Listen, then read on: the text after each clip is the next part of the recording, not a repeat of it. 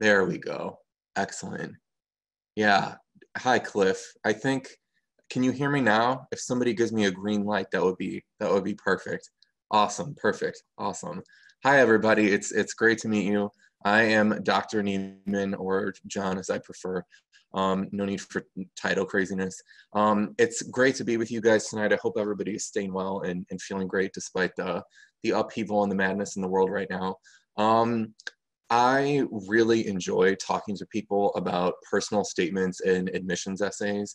And I think it's a really critical aspect of the application that I think too many of my students underestimate. And I know that we all know that admissions is a fraught process that is confusing. It sometimes is really opaque. I know for some of you guys, it feels almost even sometimes unfair that you don't know how admissions are really making their decisions. And so I think with the opportunity to talk about our essays tonight, the essay is a really critical moment for you guys to be able to take control of your application. And I think the first thing I talk to you guys, oh, I think I got muted. I just got to mute. Let's see here. Maybe I can hit Alt A. Oh, there we go. Oh, awesome. Thank you. Sorry, I'm getting some strange messages from Zoom. I think Zoom is struggling to handle the load that they're getting from the entire world right now with everybody pivoting online. Anyway, so the key thing for tonight is to talk about the control and the ownership part of the essay. And I was saying how one anecdote that's really meaningful that I had happened to myself recently, one of my UCI students, because I'm a lecturer at UCI as well. My student Natalie applied to a bunch of pharmacy schools, and pharmacy schools are extremely competitive for graduate school. They're really tough to get into. She was really worried, like we all worry, about admissions and going through this whole process. And she was happily admitted to her dream school for USC for pharmacy. And she actually got this excellent fellowship, really wonderful deal. She was over the moon. And when she met with one of the professors at a kind of orientation thing, she actually, the professor mentioned to Natalie the letter that I wrote for her application in support of her recommendation. And Natalie emailed me the next day and was like, they actually mentioned your letter. And she just wanted me to know that the letter really made an impact. And even though we're talking about your essays, the letters are a companion piece to your essays when we do the recommendations, you know, on my side of things. And I think it's critical for you guys to hear that story, how the essays are very carefully read, as are the letters, and that it does mean something to people who are sitting on admissions committees, and it has a significant impact on how they view the rest of your application. So that's just a big opening selling point for us tonight, to know that there is an audience. And if you can look, actually, let me go into presentation mode here. Even on this first slide, let's go right here where I have the title. Let's see, sometimes there's a small lag when we do the shared screen on Zoom. There we go. The subtitle here, Rhetoric, Specificity, and Avoiding Common Genre Pitfalls. The thing about that first big word, rhetoric, with relationship to admissions essays, when you think about what rhetoric means, it's really just about persuasion. That is the heart and soul of rhetoric. And when you are persuading anyone, the first thing you need to think of is, who is my audience? Because some things are incredibly persuasive for one type of audience, and that will backfire with a different type of audience. And so the message is so fragile and so dependent on who we're actually speaking to. And so part of that opening anecdote was to help you guys realize that there are real people sitting behind this admissions committee, and it's really important to remember who these people are. And so at most schools, I sort of wanted to prep you guys that it's usually a multiple person committee, like usually 2 to 4. And what will happen is that they'll have a mix of staff, they'll have faculty reading to. Some schools, it's not the same at every school, but some schools have a student on the panel as well, as a kind of representative of the student body to sort of make a contribution about how this applicant may or may not fit with the character of the school. And so you have a small pool of readers. It's not a gigantic pool. And that is important to remember, and especially that there is a faculty on the panel. And so you're talking to an academic audience. Academics are, you know, generally speaking, extremely bright people who have done, you know, a lot of work inside the community, whether it's committee work or even just in their classrooms as teachers and their research as well. And so it is a tough audience, and they make decisions quickly. And so this is why you guys are here tonight, and I'm glad you're here, because we need to make sure that you're thinking carefully and specifically about every little detail of how these essays will be received.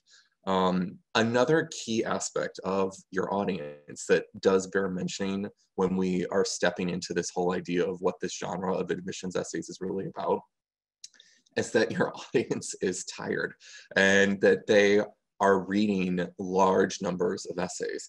And that is a very difficult aspect of the process to navigate with the essay, because you can overcorrect, where I've worked with so many students and edited so many statements where their solution to this problem is to have a hook or create some sort of artificially impactful beginning that will often backfire.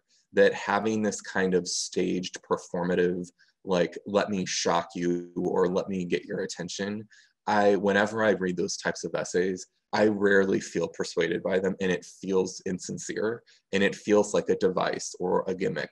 And so that's one thing tonight with the time that we've got, is to also start working toward and thinking through how to avoid performance and avoid gimmicky type of ways of wading into the essay. So that's just a beginning opening of, we first need to think about the audience and how they're receiving the writing that you guys are doing. Oh gosh, there's the picture. We can't keep that up. I can't talk to you guys looking at that. It has my credentials here, but the one thing that for my ethos and for you guys tonight, you know, this is a really hard genre to work in. And I even think the fact that, you know, I do my lecturing and my test scores or whatever, I don't think those are the most compelling part of why my ethos is strong, like in this particular area. And so I did want to share with you guys that I have had multiple successes with this genre of writing. And so I think it's important that you guys know that there was one particular year where the Ford Fellowship, which is one of the biggest national fellowships, the National Science Foundation GRFP Award, which is a mouthful, and then also there was this SMART Fellowship that was also run by the National Science Foundation. I was won one, and there were 2 alternate winners out of the 5 biggest fellowships that are national. And so it took a lot of work. It took a lot of careful sort of positioning and thinking through what I was doing. And I've done that and helped and edited and worked with so many other people too, who've had great results. So it's like, that's part of my ethos that I think is important. Just as a messenger for you guys, because that maybe is a great tip for tonight's class. I want you guys to own the fact that this next step in your future, it's yours, and it's yours to take. And I feel like always sort of filter everything that's told to you, you know, through yourself, so that you can make your application as a faithful representation of who you are, and that itself will be persuasive in your essays. And so there's a lot of noise, and I'm sure if you guys are here tonight, you guys are studious and Googling and thinking carefully about this process. And so try to make sure that, you know, to calm the voices of all the feedback and the ideas that you might find and hear. And that's my job tonight, is to sort of give us some concrete things to work on. And so the first one I really wanted to talk to you guys about is pathos. Every single time I work with and edit essays and statements for people in this genre, they are fixated on pathos in a way that does not create emotional impact on the audience. And so one of my biggest tips and lessons tonight is that we have to be careful with the pathos. And when I say be careful with it, what does that look like? One aspect of it is timing. That the timing of your pathos moments in your essay are critical, and you should probably not lead off with them. that we will stitch and thread pathos throughout the whole essay, but it's not something that you want to sort of immediately try to, you know, make this emotional chess move for and get the audience in their feelings right away. And most people do that. It usually comes through with language about passion. I'm so passionate, etc. That's usually how people start working into this or walking into it. And it does not work. It will sound so generic, and the pathos chess moves are so broad, usually, and so general, that the reader is just, they're going to check out. You're going to lose them very quickly. And so that's always one thing to think about, is that you have to grab them and hold them. And it's like, because I know a lot of people who do committee work, and they have to make decisions quickly. So it's a matter of often like knee-jerk reactions that they have to certain things.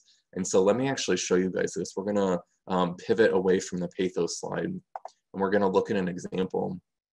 Just to recap, like the main ideas is that we want to avoid the common pivot to pathos right away because it's too generic. What I would advise you guys to work on is having a professional vision that incorporates pathos. What I see that's much more common is that the pathos is dominant, that it dominates the tone, and we want to use and deploy the emotion, but we want to pair it and complement it with a really mature sounding vision of who you are, of who the school is, and how you imagine your contribution to the community. So there's a pretty significant distinction between these two things.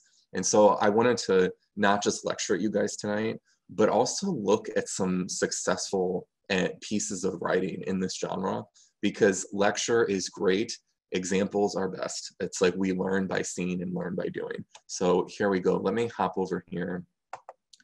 I'm actually going to read these snippets. These are not full statements, so it won't take too long, but I wanted to make sure that you guys could feel this difference and feel what this looks like and what it sounds like when we're talking about pathos in a statement. And so let me take a sip of my water really quick before I start reading. This is actually from an admissions essay of a really wonderful student, one of the best students I've ever had at UCI for his medical school application. Quick pause before we delve into this writing. I also wanted to mention to you guys tonight that this won't be the last time, unfortunately, that you have to do this and that you have to work in this genre of writing. And so for our class tonight, I really wanted you guys to think of this moment of working on your essays for college as an invitation to something that's going to be ongoing for a while.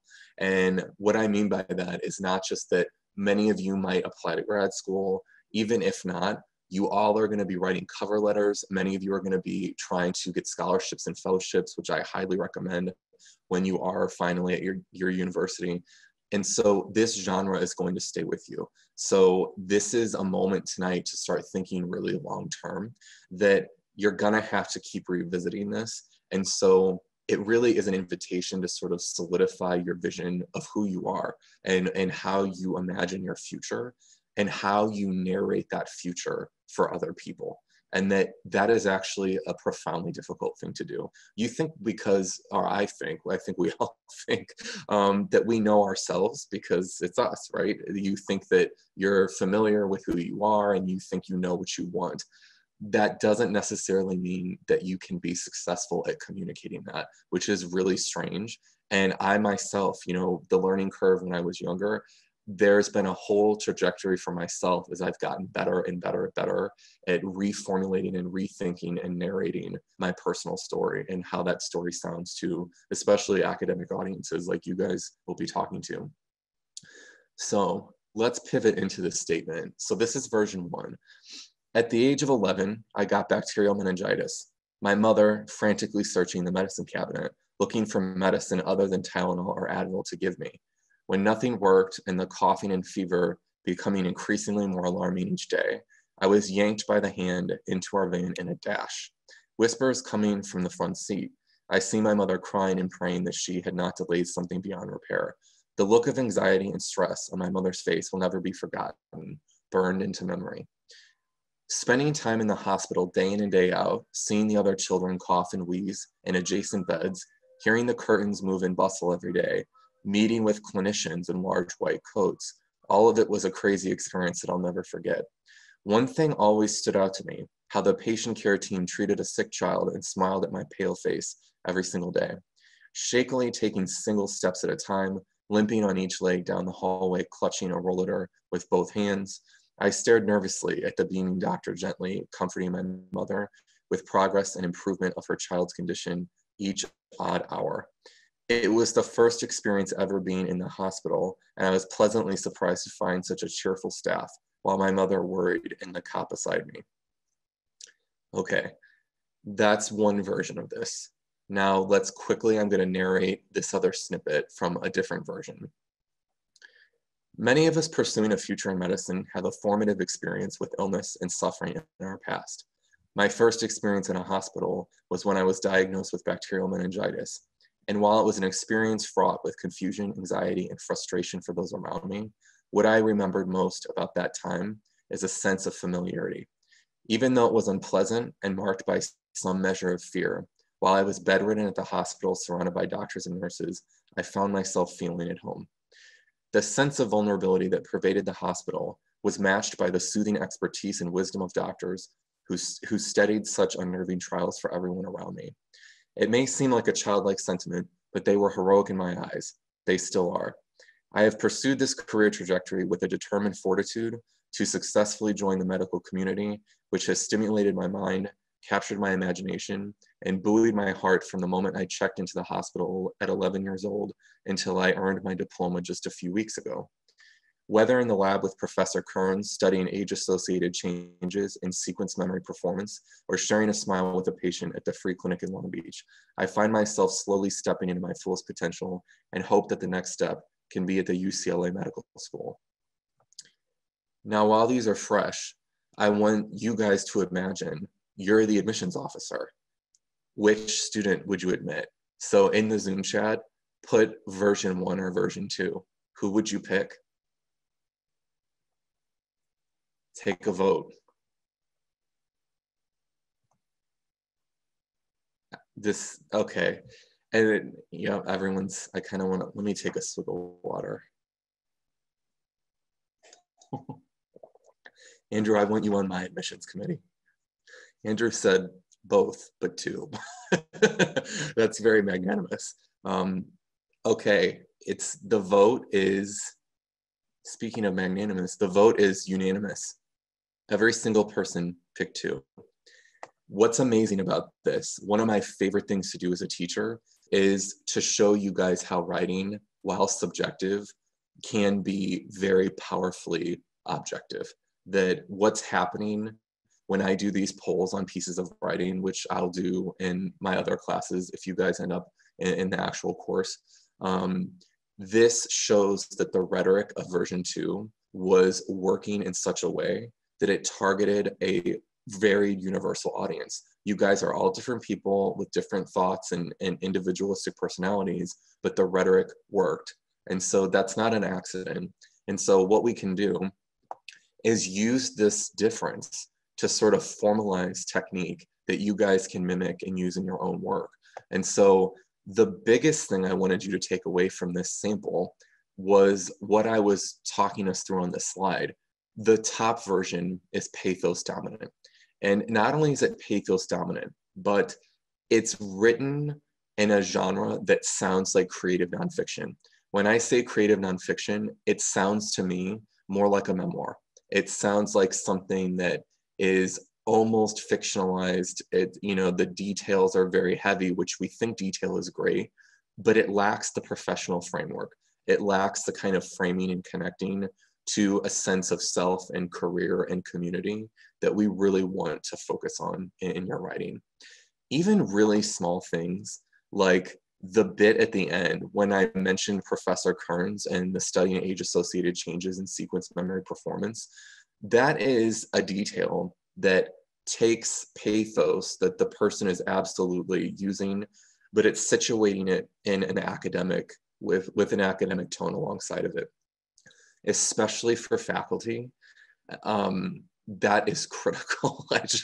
I was just pausing to kind of like vet my own language that I was about to use, because I don't want to say that faculty are cynical, but I know that I think you guys can understand this, that if you're reading hundreds of essays and everyone is sort of using exaggerated floral language to talk about how much they care about their future or how much they value the possibility of attending this school, it reads as disingenuous. And so that's a real problem, is when your essay does not sound sincere.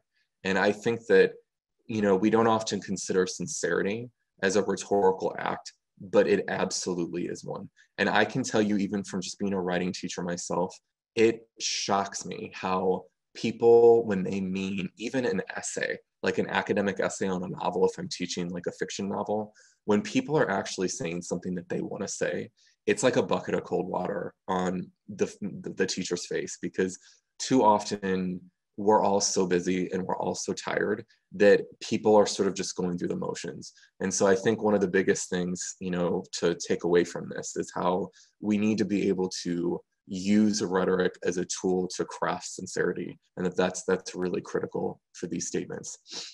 Let me pop back over here to our slides. Let me go into my presentation mode. Pathos is a tricky thing, guys. It really is. It's something that when you use it well, the effect is incredibly powerful. Another important lesson for tonight that sounds really simple, I debated even when I was making this slide, it sounds almost childlike. You know how they have show and tell, like for little kids at school? Showing versus telling sounds simple, it's profound. And the rhetorical difference between showing people something versus telling them something, it is night and day. It's worlds apart. You can't tell your audience how to feel. You have to find the way to craft the impact. And I would avoid using feeling like language like too often in your essays. We need to find details and we need to paint a picture that will create the feeling, not try to force the feeling into the word choices. And that's a tough thing to do. Let me show you another example. I wanted to show you another sample that was incredibly successful for one of my UCI kids, and it was an admissions essay for the nursing program in particular. This student was fighting so hard to get into this program because they were literally getting over 150 applicants, and they were taking like something like 5 or 10. The odds were completely against him, and I was worried about him because I knew that he really wanted to get into the program. And for whatever reason at UCI, the nursing program can only accommodate a pretty small number of transfer applicants into the program. So there's a context here that there was a lot at stake for him. And I feel like for you guys too, there's a lot at stake in your own future. And let me show you the sample, because I was talking with Michael about how do we use pathos effectively and how do we get this in there. And I have the bullet point that a picture is worth 1,000 words. Let me X out of this. It's actually a kind of nice irony that I actually helped him incorporate this detail of the picture. He was talking to me and he was saying, I was trying to grill him a little bit and push him on the pathos aspect of the statement. It wasn't working. It was falling flat like a bad joke. And I knew, like I said, I knew how much he wanted this. And I was like, we have to come up with something that works really well. So I'm not going to read this whole, it's still a snippet. I'm not going to read the whole thing. But I will show you about how we selected a detail that was so compelling. This is Michael's life, right? So he knew about this picture. But when I reflected this back to him, it was so funny. He said, "Oh my God, I think I'm going to cry." And I was like, that's it. I was like, that's perfect. That's exactly what we want. So let me narrate this to you guys. We kind of have a walk in here. There's ethos at the beginning. Ethos is when you represent yourself as a messenger. It's your persona. And we will, with the time we do have tonight, I'll keep working in thoughts on ethos, thoughts on logos and pathos. So we can see ethos material up through here. And then this is what I wanted to talk about, that one of the hardest challenges for you guys thinking through your essays is selecting detail. And so I'm also modeling selecting detail for you guys, which is hard to do. And the details need not be, they don't have to be extreme. They don't have to seem important. What needs to matter is that they're significant to you and that you're able to successfully communicate the impact of the detail. The detail here is something so simple that I saw a picture of Michael at a UCI event. It was an event where the nursing students were doing some outreach in the community. And the picture was this like wide angle picture of him talking to this little girl at the event. And the little girl had that kind of stare that little kids have when they're sort of like looking up to someone, like an authority figure almost. And she kind of had this wide-eyed look, like she was really listening to him. And I remember when I saw the picture, it just struck me as being a great photo, like a great photo. And I thought, what does this photo mean? Why did I like the picture so much? What can we make this mean for Michael's statement? And so let me read this part. After volunteering at an event with a nursing professor, I saw a picture from the event on UCI's website. In it, I was talking with a little girl in Spanish, and the way she was looking up at me with wide-eyed wonder and listening so carefully in the photo not only moved me emotionally, but solidified my vision for the kind of health practitioner I want to become. Seeing her connect with me from that outside perspective the photo gave me has instilled a sense of deep responsibility for all my future patients and peers who will look to me for knowledge, vulnerability, hope, and healing. I know that I will look to them as well for inspiration as they hasten me on my path toward fulfilling my purpose to serve the most vulnerable communities with tenacity and compassion that is renewed hourly by their struggles and triumphs. And so it was something that even though he had experienced it, when I repositioned the idea of the photograph to him, it worked. It was like a magic key. It made him emotional. And so that's an example of how we can select detail. It doesn't have to be an extraordinary detail. It can be something ordinary that's meaningful to you personally. Let's pivot to ethos. Let's see. Like I said, I already gave you guys a primer for ethos. Let me see here. I think we'll have a Q&A at the end too for everybody. I think people were talking about email and PowerPoints and such. So we'll for sure have time, like in probably about 14 minutes here. Let's see, let's go back to presentation mode. The thing with ethos is that the goal is really to represent yourself in a compelling and specific way. We want to avoid these pitfalls, the I'm highly motivated, the I will succeed, I have a passion. I am statements will backfire in this particular genre. You cannot tell these people who you are. This is another example, whether it's pathos or ethos, we have to show them. Like that's the real goal here, is finding the detail, finding the narrative, the story that's going to show exactly what you want them to see about who you are. So it's equally as important as pathos. We probably won't get to it. I always, I like to overplan and have plenty to talk about. There was another sample where I highlighted, here, I'll show you guys really quick. We won't get into reading it. I highlighted this particular sample. This was another admissions essay to a really prestigious conference, that this is a successful example of a statement. And you can see the green, the purple, and the blue. It is the ethos, pathos, and logos. So the purple is for pathos. You can see talking about hope, nods to passion, but they're countered and complemented with logos in the blue and ethos in the green. This is what the best statements really look like for admissions essays. It's a cooperation between the three. And that is the magic that will always make a great statement. I don't care what it's for. If it's, you know, an admissions essay, if it's a cover letter, whenever you're narrating self in this type of genre, we need the cooperation amongst these different elements. If you have it lopsided, where you have a ton of pathos and no ethos, or no ethos and too much logos, it will backfire. And so the middle way is really the way to go here. Let's see, let's go back into presentation mode. One thing about success is that you need, I would say, one great thing for you guys to start doing over this summer, and even after tonight, when your mind wanders and you're bored and we're trapped in, if you guys are quarantining, the idea is to start to really think about what success means to you personally. What does success look like? What does it feel like? What does it sound like? Not only success in terms of straight achievement, numbers, academic things. Your admissions committee will see that stuff in your CV. They are well aware of the objective facets of your application, and of course those things matter. But this is not the time, the space in the admissions essay to re-rehearse that kind of material to them. I know a lot of people in admissions committees, I think, have a very knee-jerk reaction to that, where you cannot sound like you're boasting or comparing yourself to others or just putting a spotlight on the stuff that they already know.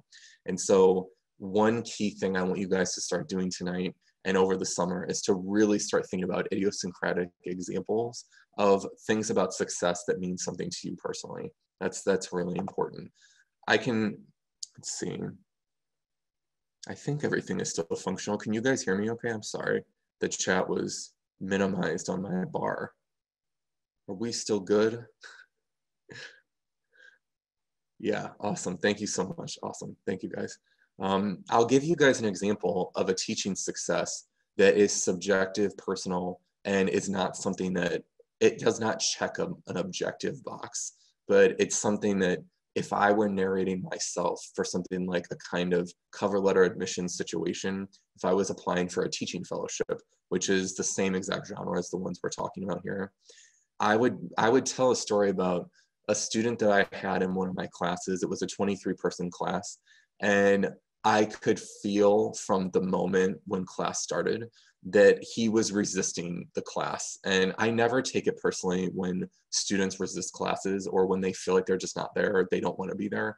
It's never about the teacher or anyone. We all go through stuff, and who knows where their head was at. But I could feel a tangible hostility from the student.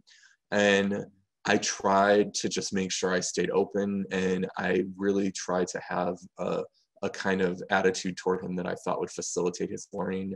And it didn't seem like it was going anywhere. It didn't seem like it worked or helped or anything. And I just was, kind of quiet and patient in his direction. And there was a moment halfway through the class, right in the middle, where I kind of did a little talk in the middle of my lecturing material. And I remember I was kind of thinking a lot about this particular student when I was doing the talking. And what was shocking to me is that the next class, he moved from the last seat in the row, and he came and he sat up right in the front. And it stunned me, because you guys probably know from high school, people stay in their seats. They never, like in college, no one ever moves. Like, you'd think that they're assigned, but just that motion. And he stayed in the front seat until the end of the course. And it was so shocking to me to see this. It was like a cataclysmic shift in his attitude and where he was at. And so that, to me, is a moment of success that I would want to narrate. It's another detail. It's something like the picture that was meaningful in the nursing application. These things are idiosyncratic, so there is no quote formula that I can give you guys and say, oh, here's this one thing that works. What works is what means something to you personally. And so that's an important takeaway for tonight.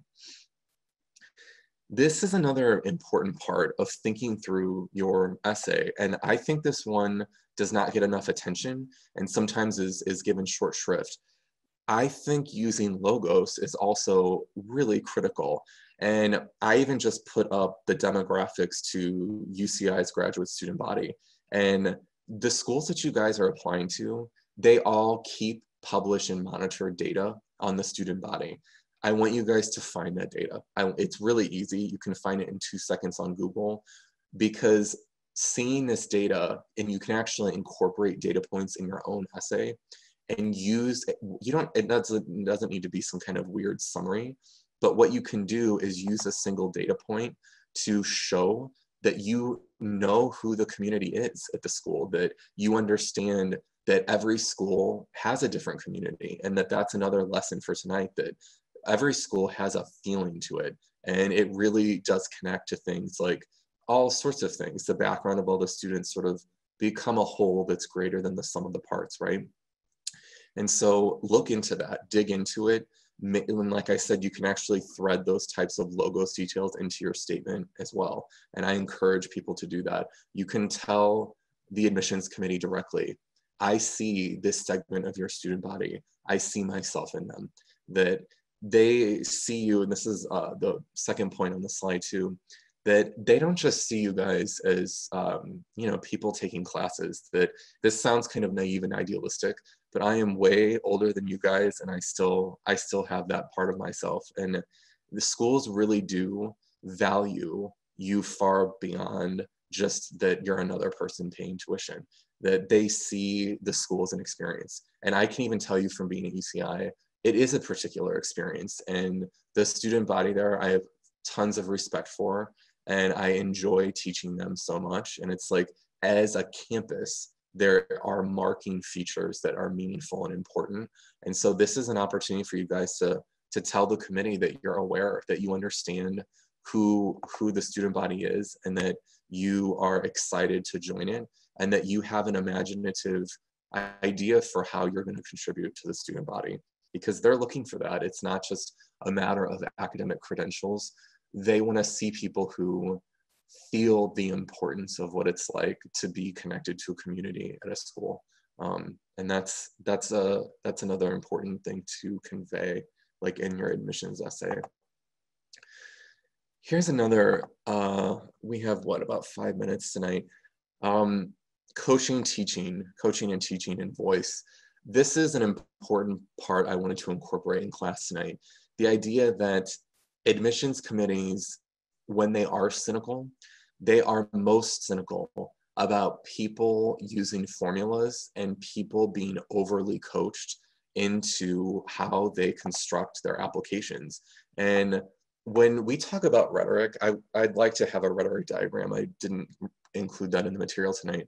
But when you think about a messenger and an audience, one key thing is there's a bubble around the audience and around the messenger, and that's the context. A key aspect of the context of admissions is corrupted admissions. And we all know this. There have been news stories, of people, celebrities getting thrown in prison for abusing admissions. And so your admissions committee is very sensitive to that context, and they are acutely aware of it. And so this is where, as a coach and as a teacher myself, one of the joys that I, really do take a lot out of it when I work with people on this genre is that I'm not telling you guys what to think or what to say. I'm helping you guys see yourself clearer, and I'm helping you formulate something that's very personal, that is going to be persuasive. And so there's a big difference between those two things. Some points going forward as we walk out of class tonight. I wanted you guys to think of a few categories and start brainstorming on your own. Like I said earlier, think in your board moments of, start listing an academic success, start listing an academic failure, a non-academic success, a non-academic failure, and then really start to consider how you yourself define success and how you see the campus contributing to that success. And you need an idiosyncratic definition for success, as well as for success and failure, like those two things, whether it's academic or non-academic. That beginning point of introspection and reflection, I think, is a great one for starting to really get a foundation for these admissions essays. So I think that first step is a great one. I would also, start to end on this bit of wisdom that we need to make sure that you are also thinking about experiences and how you are seeking out certain types of experiences. So I always say to people, when you're in a phase where admissions are on the horizon, we don't want to live accidentally, we want to live intentionally. And so there is a real opportunity to strategically plan certain experiences knowing that it's going to contribute to your growth, and then thinking ahead of time of how you might tell the story of that growth. And this is important too. It is not just about prestige. It's not just about something that might seem competitive.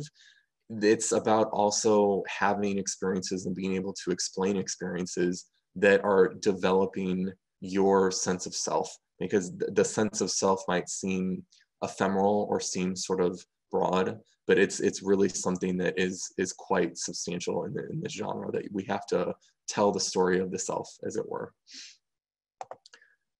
Let's see. I think we do actually, people have some great questions, I think, that are popping up in the chat. We've got about a minute left for lecture. Final parting thought: the key virtues of admissions essay writing: vulnerability, self-awareness. You're striving and manifesting. You're not comparing and competing. The tone of those two things is worlds apart. I have read drafts where I feel like people sound like they are being much more of a kind of comparing, competitive type of voice. And that is not the voice that will persuade the admissions committee. I did mention this earlier, but the genre demands sincerity, not performance. There's just no substitute for sincerity.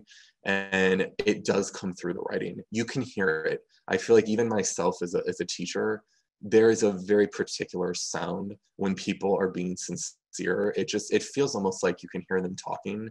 It's like a fingerprint. You know, I can hear and notice some of my students writing quickly and easily. My students that are writing in a kind of generic, forced way, I can't even hear them. It sounds like a sort of weird, muffled voice that you can't quite hear. And so these are the key virtues, I think, that matter the most.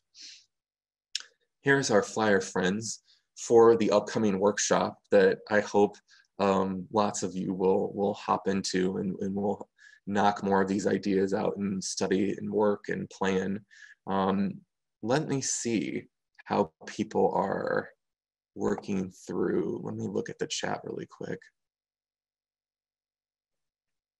Thank you for the summary of key points. That's awesome. How should we weave achievements into the personal statement? I have one big thought on that, Ray, and the key is to avoid listing. That a lot of times when I see people weaving achievements in, it sounds like a bulleted list. And rhetorically speaking, you guys can take this to the bank tonight, that listing rarely works effectively as a rhetorical tool. Sometimes people think it's going to sound good if it sounds like a lot. And if you go, you know, A, B, C, D, E, F, G, but what happens is that they lose significance when they're piled on top of each other. And so what's most important is that you give each achievement a space to breathe. And what I mean by that is that you're able to put a purchase on the achievement, why it matters for the future, why it matters for your past, what part of yourself does it matter for. I feel like those are all different things, and you need to be able to situate the achievements in connection to those multiple aspects. So I would say avoid the listing. I feel like that happens a lot, which is that's a normal first step for all of us. Yeah, Cliff, how do we seek assistance? Definitely hit up one of my 7EDU friends is in the chat, I think. Definitely the contact info too. I think on this flyer, we've got the phone numbers and websites and all kinds of stuff here too on the flyer, if I'm not mistaken. Yeah, even the QR code is there too. Are there any cliche essay topics that we should avoid? That is a great question. And I don't know if you guys caught this in the sample, that the before and after where we voted. For medical school people, it is a huge cliche that they had a past experience with illness. And whenever I work with people who are doing medical school work, I always talk to them about this, that is such an honorable and honest thing, that if you have a real serious health crisis at a young age, it often propels people into the field. And the thing about this is though, and this is a technique that you guys can mimic this technique, that it was easy to see and I can re-explain it very quickly. I acknowledged the fact that that was true for many people and then pivoted into the significance to that particular person. I said, many of us entering the medical field have a formative experience with illness, but this is what this experience meant to me. And so The rhetorical strategy there is to, if you think something is cliched, call it out. Like name the cliche, but then aggressively pivot to what is not cliched at all about what that means to you. So it's like, I actually think if you acknowledge the elephant in the room, you can run with it and still use something if it's personally important to you. That's really critical. If you have an experience or you have a topic that you want to talk about and you feel like other people will talk about it, I don't want you to run away from the topic just because you imagine other people might touch on it. That would be a shame, because especially if it is important for you, I feel like that would be something to really avoid. Don't have a knee-jerk reaction to letting it go. Let's see, let me scroll up in the chat a little bit. Let's see. Any other questions or thoughts? I had one common question that people bring up to me is, oh, there's a box too. Oh, thank you. Yeah. Ooh, that's a really good question. Would it be better to write an essay about a mundane task and how it connects to a greater understanding, or choose a life-changing experience to write about? I don't think there is a categorical yes or no answer to that. Always choose mundane, never choose life-changing. I don't think that that's the healthy way to approach the genre. If something seems mundane but is important to you, that's all that matters. And so I would try to think also about if the life-changing experience really helping, is it really helping the admissions committee understand your potential as a community member, as a student, as maybe a student leader? And so I guess the question is not ordinary or extraordinary, mundane or exceptional. The question is, what is the fit with your vision for yourself at the school? And so the category of those two things, I actually think that's kind of like a false choice. That there's that, and I would probably need to explain this more. Yeah, Ryan was just asking to talk more about the workshop. The workshop is going to be a macrocosm of the microcosm presentation tonight. It's like, I kind of want you guys to imagine that the basis that we just touched upon tonight, we are going to dive into each of them. And we're going to spend quality time thinking through pathos, thinking through logos, thinking through ethos. We'll do more assessment of sampling. And I also, whenever I do workshops, like it's an apropos name, like the workshop, you guys will be doing the work, that I will be coaching and facilitating, and I will be actively showing you guys how to transform the material that you're thinking about into your essay. And so we will be drafting, building, constructing, brainstorming, reflecting on how we might edit and make changes. And so that's really going to be, it'll be the material we saw here, but more in depth. But I wanted the structure tonight, since this is essentially, this is to help you guys, see what the workshop would be like. I wanted to make sure that the 45 minutes were sort of, they were a faithful representation of what the bigger workshop will be. So it'll sort of be like tonight, but expanded. Let's see. I've applied to med school this year, but the essay was not great. Is there any, oh, of course there is. Is there any chance to fix it? Shelley says, always. There's always a chance to improve. And I would even caution the idea of fixing it, because it's not that it's broken or wrong. It's just that this is a very difficult genre to master. And I think that my students underestimate that.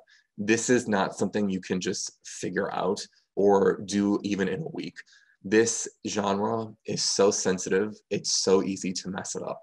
And that's the truth. And I know that I say that as a writer myself, who I've had to write countless times for things that were really important in my life, whether cover letters and fellowships and scholarships in school and all this stuff. And the nature of the genre is just, it's fragile, and that you have to do multiple passes.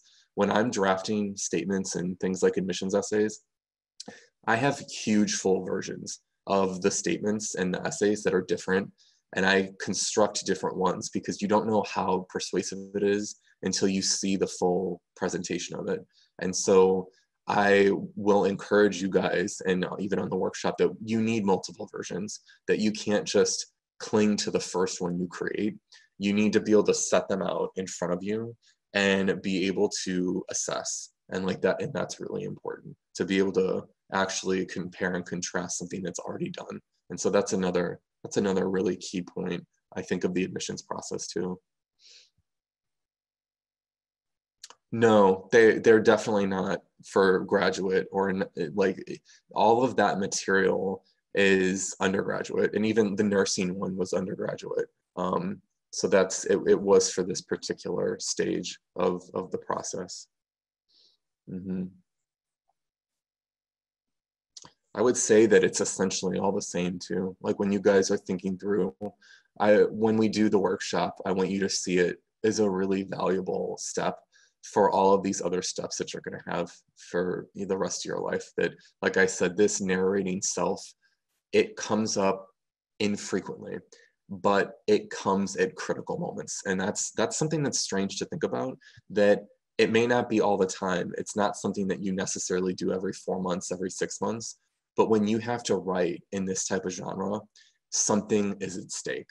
Your future is at stake. And so there's something really wild to me about that as a teacher, that a lot of my students neglect this and they don't think it's that important. And then the chips are down, and there's a job they really want, or there's a school they really want to get into, and their dream school, and it's too much pressure. Like in the moment, it's like we need to have prep that's advanced. And like I said, you guys are doing a great thing by just even being here tonight, because you're thinking ahead. And so that's wonderful.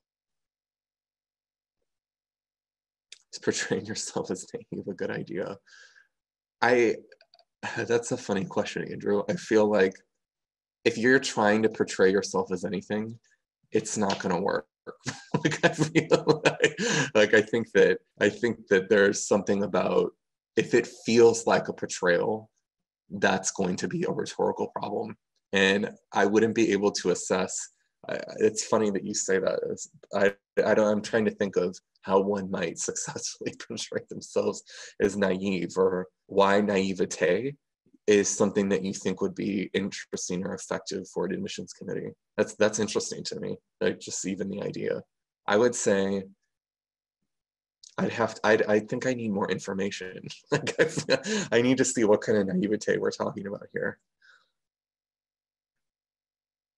What else? Anybody else have some final questions or thoughts?